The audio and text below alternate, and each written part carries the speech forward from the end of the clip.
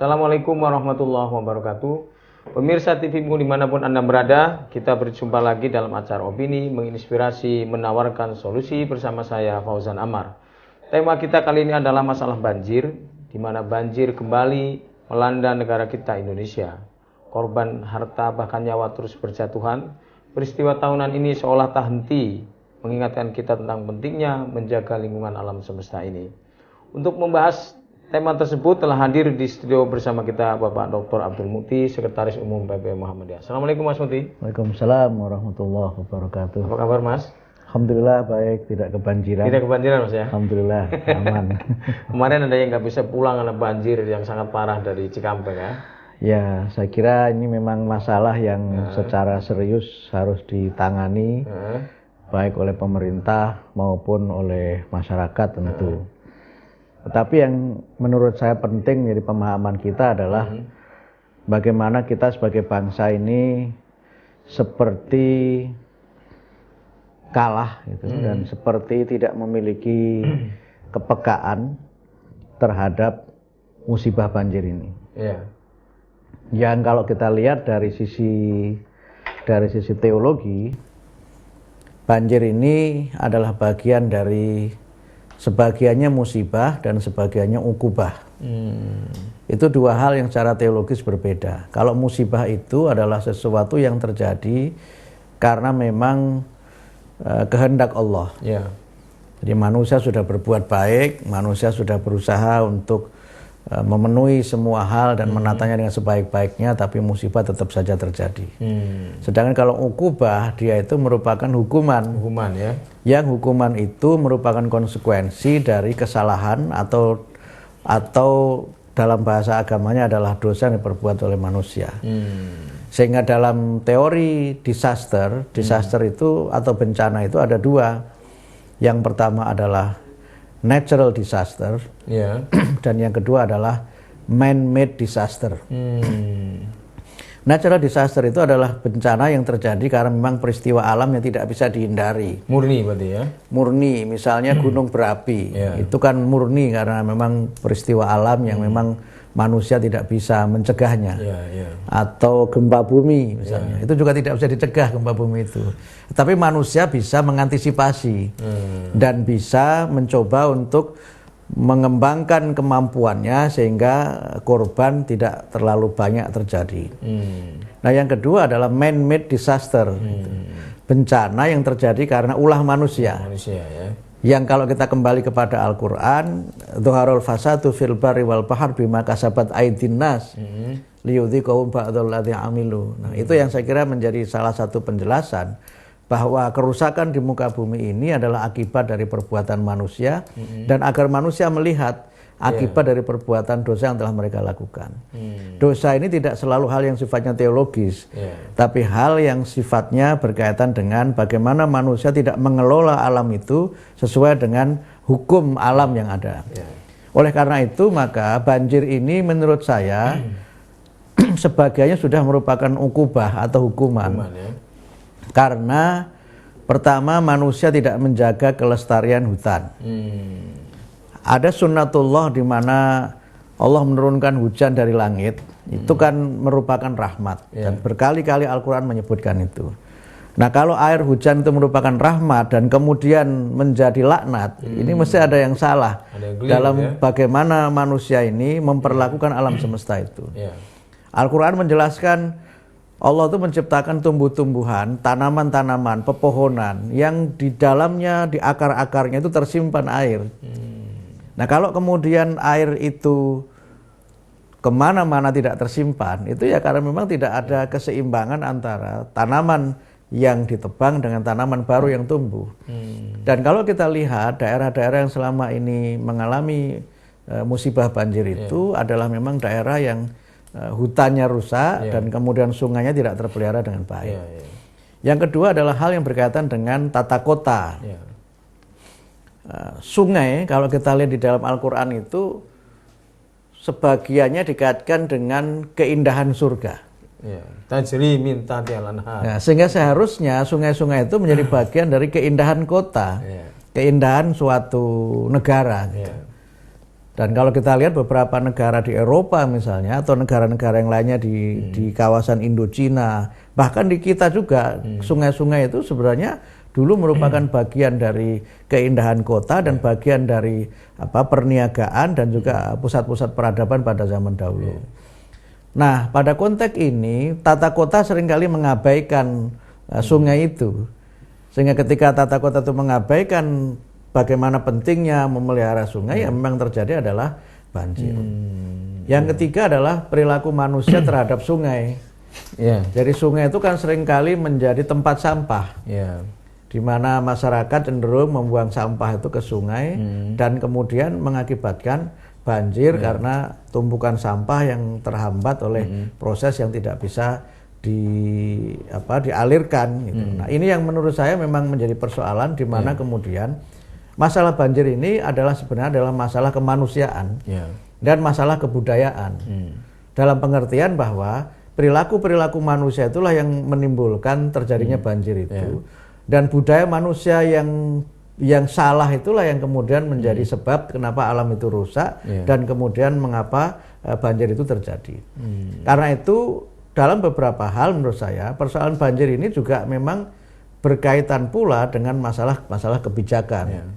Sehingga masalahnya sangat kompleks dan sebagiannya sekali lagi memang karena ulah manusia. Ya tentu di dalamnya banyak aspek yang terlibat di situ, dan oleh karena itu maka tentu kita perlu melihat persoalan banjir ini dari berbagai macam sudut pandang, tidak hanya ini karena takdir Allah ini banjir misalnya. Tetapi menurut saya itu lebih karena perilaku manusia yang memang tidak bersahabat terhadap alam, kemudian tidak berperilaku yang baik terhadap sungai gitu, dan kemudian ya banjir itu terus-menerus terjadi.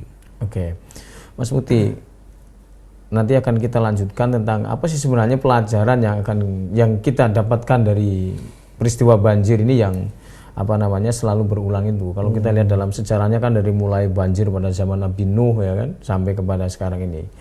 Pemirsa TVmu dimanapun Anda berada, tadi sudah kita bahas di awal tentang mengapa peristiwa banjir selalu berulang setiap tahun, dan untuk melanjutkan diskusi ini kita nanti akan melanjutkan tentang mengapa banjir itu selalu berulang dan pelajaran apa yang kita dapatkan dari peristiwa banjir itu. Nanti kita lanjutkan setelah tayangan yang berikut ini. Jangan kemana-mana, tetaplah bersama TVmu di acara Opini, menginspirasi, menawarkan solusi.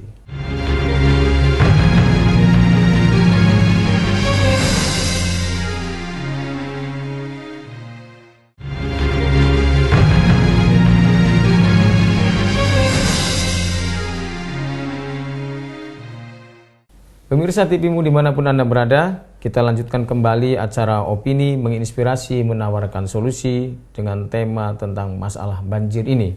Mas Muti, lantas pelajaran apa yang kita dapatkan dari peristiwa banjir yang selalu berulang setiap tahun ini, Mas? Ini saya kira pertanyaan yang bagus, karena banyak kalangan selama ini tidak mau dan tidak belajar dari apa yang selama ini kita hadapi. Dan kekhawatiran saya justru sekarang ini ada kecenderungan untuk banjir ini menjadi komoditi. Oh, proyek ya? Banjir ini menjadi komoditi, ini yang saya khawatir, sehingga masyarakat itu biarin aja kebanjiran, toh nanti direlokasi, kemudian nanti diberikan bantuan, santunan. Itu tidak ada perasaan bahwa ini merupakan masalah gitu. Yang kedua itu seringkali juga banjir ini dipolitisasi. Jadi kalau kita lihat misalnya kampanye pemilihan gubernur di Jakarta beberapa tahun yang lalu, itu kan semuanya mengangkat banjir sebagai tema kampanyenya. Semua mengatakan mengatasi banjir, dan ternyata sekarang tidak ada satupun yang mampu mengatasi. Tapi ini sudah menjadi komoditas politik. Jadi ada politisasi memang yang kadang-kadang ini dijadikan oleh kelompok-kelompok tertentu untuk menjadi sarana bahan kampanye dia untuk naik, atau bagi kelompok yang oposisi ini menjadi sarana untuk menyerang dari kelompok yang sedang berkuasa yang gagal mengatasi itu. Nah, kalau kita terus-menerus seperti ini, maka dalam teori psikologi kita itu mengalami namanya bystander apathy. Bystander apati itu adalah satu keadaan jiwa di mana orang menganggap musibah itu sebagai sesuatu yang biasa. Itu. Jadi banjir itu tidak lagi dianggap sebagai musibah. Ada orang meninggal itu cuma datang saja. Seperti saya berita hari ini ya, dilaporkan banjir yang terjadi di beberapa provinsi, disebutkan ada 24 provinsi yang sudah tergenang oleh banjir, 29 orang meninggal dunia. Itu dianggap biasa saja. Oh, 29 ya yang meninggal. Itu tidak ada perasaan bahwa itu adalah sebuah musibah yang merenggut nyawa yang bisa kemudian menimbulkan persoalan yang sangat serius. Nah, kekhawatiran kita justru itu ketika masyarakat ini tidak belajar dari peristiwa itu dan kemudian bukannya berusaha mengatasi persoalan ini, tapi kemudian berusaha untuk melihat ini sebagai sesuatu yang rutin saja. Karena itu maka memang perlu dibangun sebuah kesadaran secara kolektif bahwa banjir ini masalah. Dan karena itu kerugian yang ditimbulkan juga luar biasa. Nanti setelah banjir, kemudian ketika air itu surut, kan ada proyek. Nah ini yang repot lagi gitu, diproyekkan, jalan rusak, kemudian bangunan yang tenggelam itu juga harus diperbaiki gitu. Sehingga kemudian ada semacam pembiaran gitu. Biarkan saja banjir, kan nanti juga harus ada proyek. Nah, ini yang kita khawatir gitu. Nah, oleh karena itu maka tadi Mas Fauzan menyebut tentang pelajaran, maka kan Quran saya mencontohkan memang peristiwa banjir yang terjadi pada zaman Nabi Nuh itu. Dan itu lebih merupakan hukuman atas perbuatan dosa manusia tentu. Tapi yang saya kira penting pada konteks pembelajarannya adalah bahwa sebelum peristiwa banjir itu terjadi, Allah memerintahkan kepada Nabi Nuh untuk membuat kapal. Nah, perintah itu dicibir, ditertawakan oleh umatnya. Termasuk istri dan anaknya. Termasuk istri dan anaknya tidak mau ikut. Bagaimana tidak ada hujan, tidak ada badai kok membuat kapal? Buat apa kapal itu kan gitu. Tetapi saya kira hal penting yang bisa kita tangkap dari kisah Nabi Nuh adalah bahwa kita ini harus punya kemampuan namanya mitigasi bencana. Sehingga sebelum sesuatu itu terjadi, kita sudah mengantisipasi, sudah menyiapkan segala hal yang kalau sesuatu itu betul-betul terjadi, maka kita ini tidak kemudian gugup dan kemudian tidak perlu ada korban jiwa yang berlebih-lebihan. Nah, mitigasi bencana itu yang kita tidak punya. Misalnya, kalau kita sudah tahu bahwa karakter sungai itu memiliki sedimentasi yang tinggi. Kalau sedimentasi yang tinggi harusnya sebelum musim hujan itu terjadi, maka sudah ada dong pengerukan itu. Sehingga tidak pengerukan itu dilakukan setelah banjir terjadi gitu. Nah, ini kan problem mitigasi bencana kita tidak tahu, padahal sebenarnya dengan kecanggihan teknologi satelit sekarang ini, BMKG itu sudah bisa meramalkan misalnya puncak hujan akan terjadi pada tanggal sekian sampai sekian, curah hujan sekian, yang daerah potensi terjadi hujan deras daerah sini. Itu kan sebenarnya sudah bisa diantisipasi yang dalam teorinya disebut sebagai mitigasi bencana. Nah, yang kedua kemudian masyarakat itu juga tidak diberikan kesiapan untuk menghadapi bencana itu. Jadi kalau bencana, kalau misalnya tidak punya capacity, perlu ada capacity building, sehingga masyarakat itu kalau bencana terjadi, dia tahu apa yang harus dikerjakan. Gitu. Sehingga kemudian upaya-upaya untuk bagaimana mereka bisa melakukan penyelamatan itu dapat dilakukan secara mandiri tanpa harus tergantung kepada bantuan-bantuan dan yang lain-lainnya itu. Nah, inilah yang menurut saya memang perlu kita bangun persoalan seperti ini. Sehingga kalau kita lihat banjir, kemudian kekeringan, itu kan dianggap sebagai sesuatu yang rutin. Gitu. Sesuatu yang rutin yang kemudian mereka tidak ada upaya untuk mengantisipasi dan memperbaikinya. Nah, sayangnya kemudian juga tidak ada upaya untuk penyesuaian secara teknologi. Nah, ini yang misalnya begini, memang ada orang yang tidak mungkin dia dipindahkan, dia memang harus tinggal di situ. Tapi bagaimana ketika banjir terjadi dia tidak terdampak? Mungkin dia buat rumah apung.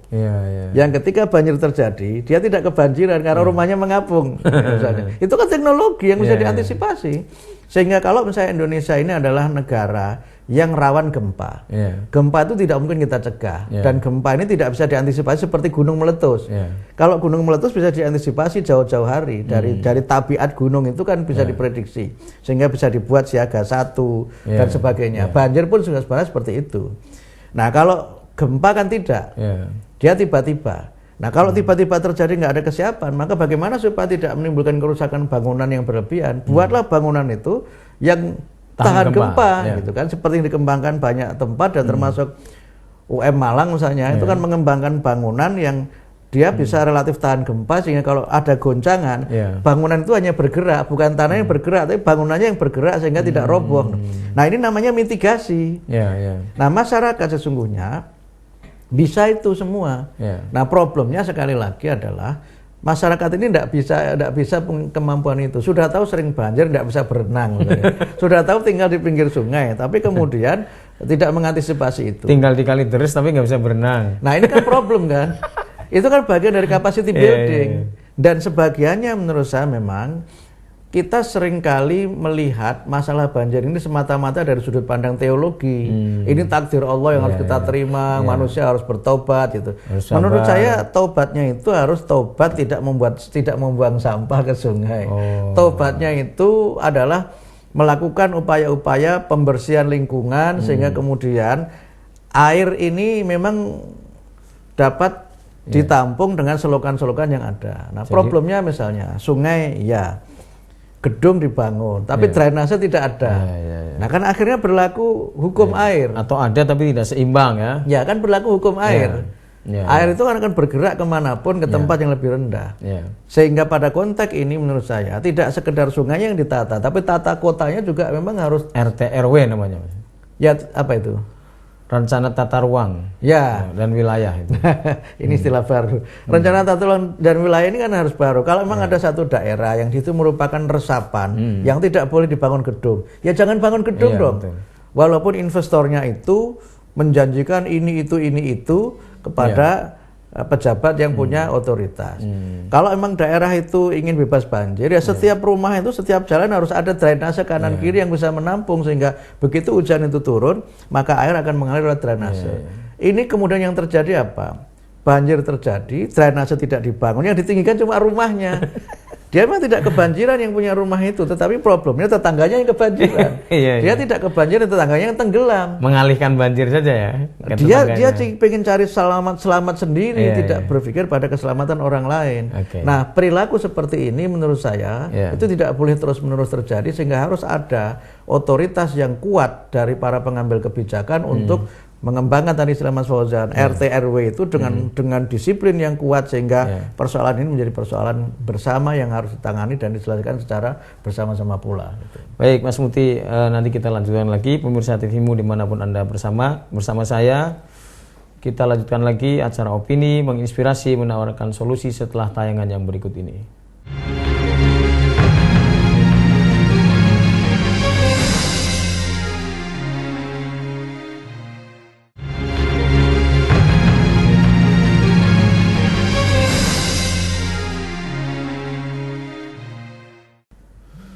Pemirsa TVmu dimanapun Anda berada, kita lanjutkan kembali acara opini, menginspirasi, menawarkan solusi dengan tema masalah banjir. Mas Muti, kita lanjutkan ke yang terakhir ini Mas. Tadi kita sudah mengetahui pelajaran yang kita dapatkan dari peristiwa banjir ini. Lantas solusi apa yang kita tawarkan untuk mengatasi masalah banjir ini Mas? Ya tentu tadi sudah saya sampaikan sebagian ya. Kita ini memang harus memiliki kemampuan mitigasi bencana yang lebih baik. Mitigasi bencana ini tidak hanya berkaitan dengan bagaimana kesiapan pemerintah, tapi juga masyarakat. Nah, mitigasi bencana itu berkaitan selain hubungannya dengan kemampuan kita menangani bencana dan mengantisipasi bencana, menurut saya juga berkaitan dengan bagaimana kita ini memahami tabiat dan karakteristik alam di mana kita berada. Saya kira masyarakat itu perlu tahu Jakarta ini misalnya itu bagaimana keadaannya secara alam. Surabaya, Semarang atau daerah-daerah yang lainnya misalnya. Nah, kalau kita tahu misalnya secara topografi itu kita ini kan mengalami suatu persoalan di mana masyarakat seringkali tidak paham dengan keadaan alam di mana mereka berada. Jakarta itu secara topografi kan memang di bawah permukaan laut, sehingga potensi banjirnya akan tinggi.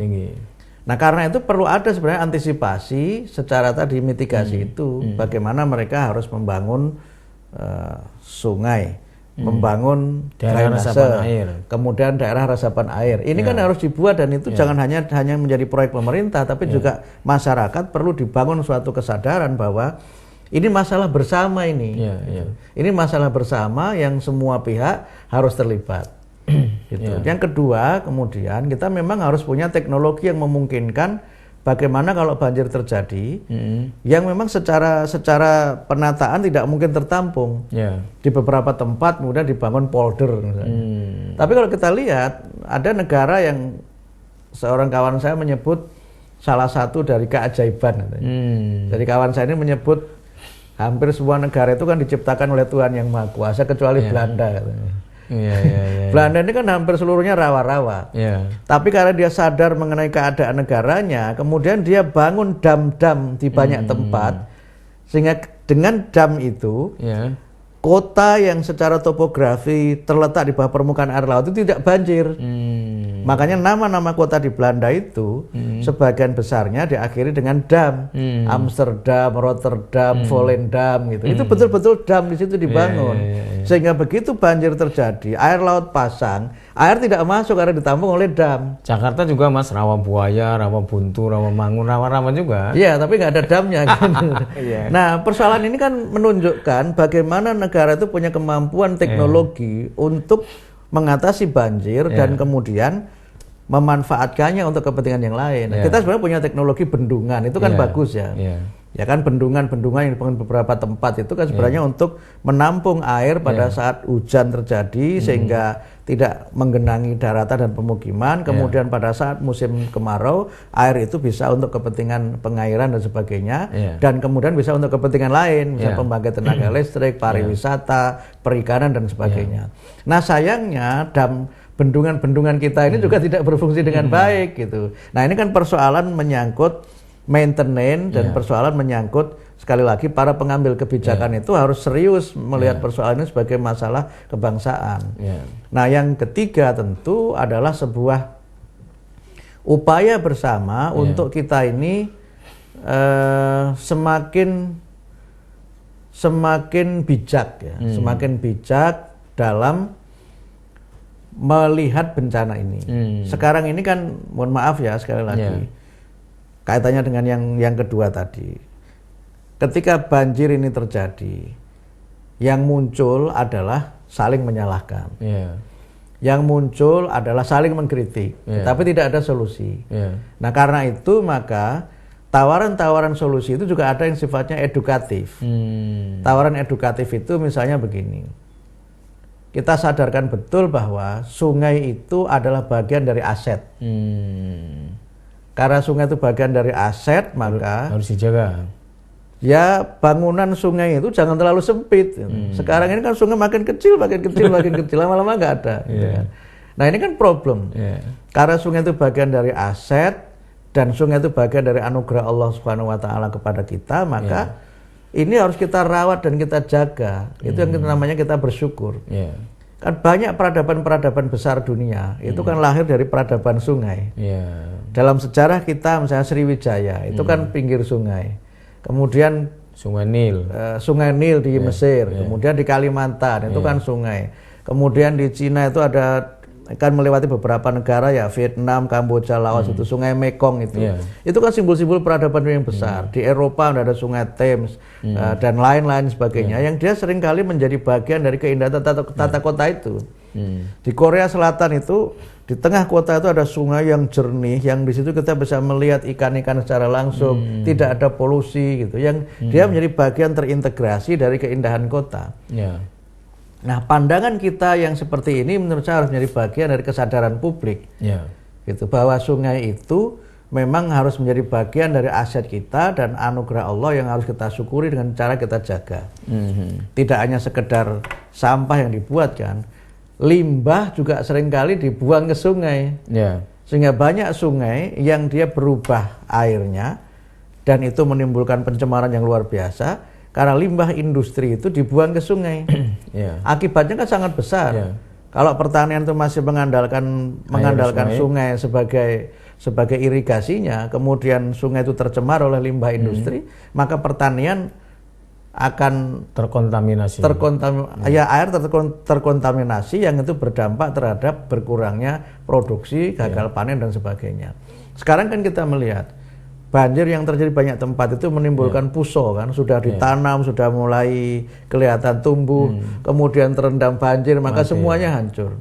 Nah, semuanya kan nanti negara yang harus menanggung itu. Masyarakat petaninya juga harus menanggung itu. Nah, tentu akibatnya akan sangat serius, serius terhadap ketahanan pangan, dan dalam konteks yang lebih luas tentu kalau panen kita gagal maka persoalan lagi-lagi kemiskinan akan terus-menerus terjadi. Ditambah ya. Nah, kalau ini terjadi maka sekali lagi banjir ini bukan hanya masalah tata kota dan kebijakan, tapi sudah menjadi bagian dari masalah kemanusiaan. Yang itu tentu tidak selesai dengan hanya kita memberikan donasi, dengan hanya kita memberikan misalnya pakaian pantas pakai. Ini harus ada solusi yang sifatnya jangka panjang dan menyeluruh, sehingga ke depan bantuan kita itu harus memungkinkan mereka ini bebas banjir, bukan bantuan itu memungkinkan mereka bertahan dari banjir.